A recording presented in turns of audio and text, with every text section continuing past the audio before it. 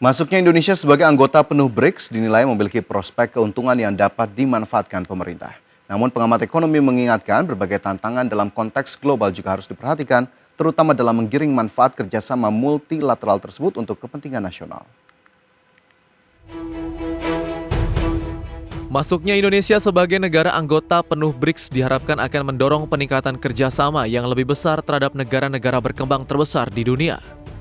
Direktur Eksekutif KOR Indonesia Muhammad Faisal menjelaskan bahwa dengan masuknya Indonesia maka BRICS memiliki kekuatan pengaruh baru karena Indonesia negara ekonomi ke-16 secara GDP terbesar serta memiliki pengaruh kepemimpinan di kawasan ASEAN.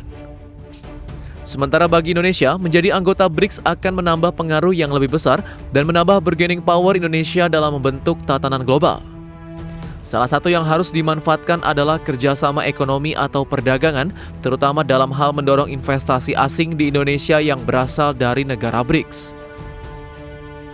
Namun Faisal juga mengingatkan agar pemerintah mempersiapkan strategi dalam mengelola hubungan dalam BRICS. Sebab komunikasi kebijakan antar negara BRICS sendiri belum sekuat yang dibayangkan.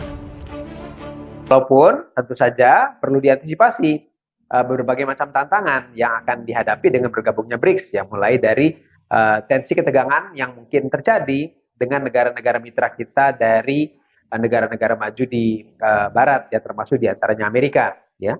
Lalu juga dalam hal potensi tantangan dalam hal menyatukan pendapat, karena di dalam tubuh BRICS sendiri sebetulnya tidak terlalu kompak dalam hal kepentingan, ya, karena sebagai contoh saja misalnya India dengan China dalam banyak hal seringkali berbeda pendapat.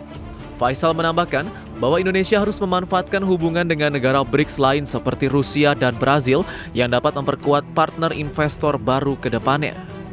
Sehingga langkah kebijakan dalam menapaki kerjasama penuh dalam BRICS harus dipersiapkan dengan matang. Jakarta, Raharjo Patmo, IDX Channel.